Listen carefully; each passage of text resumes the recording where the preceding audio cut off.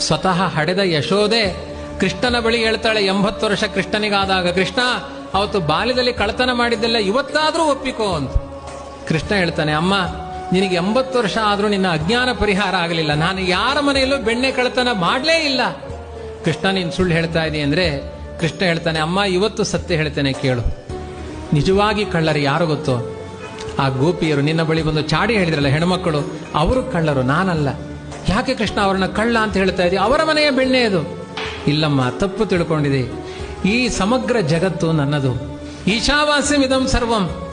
ನನ್ನ ಮನೆಯ ಪದಾರ್ಥವನ್ನ ಕದ್ದು ಮುಕ್ಕಿದವರು ಆ ಗೋಪಿಯರು. ಇವತ್ತು ನಮ್ಮ ಕಥೆಯೂ ಅದೇ, ಎಲ್ಲ ನಂದು ನಂದು ಅಂತ ಹೇಳ್ತಾ ಇದೀವಿ, ಯಾವುದು ನಮ್ಮದಲ್ಲ. ಪೂಜೆ ಕೂತಾಗ ಭಟ್ರಗಳು ಹೇಳ್ತಾರೆ, ಭಗವತೋ ಬಲೇನ ಭಗವತೋ ವೀರ್ಯೇಣ ಭಗವತ ತೇಜಸ ಭಗವತ ಕರ್ಮಣ. ನಂದೇನದೋ ಸ್ವಾಮಿ ನಿಂದೇ ಇದೆಲ್ಲವೂ.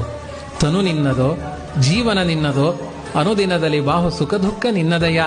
ನಂದೇನದೋ ಸ್ವಾಮಿ ನಿಂದೇ ಇದೆಲ್ಲವೂ.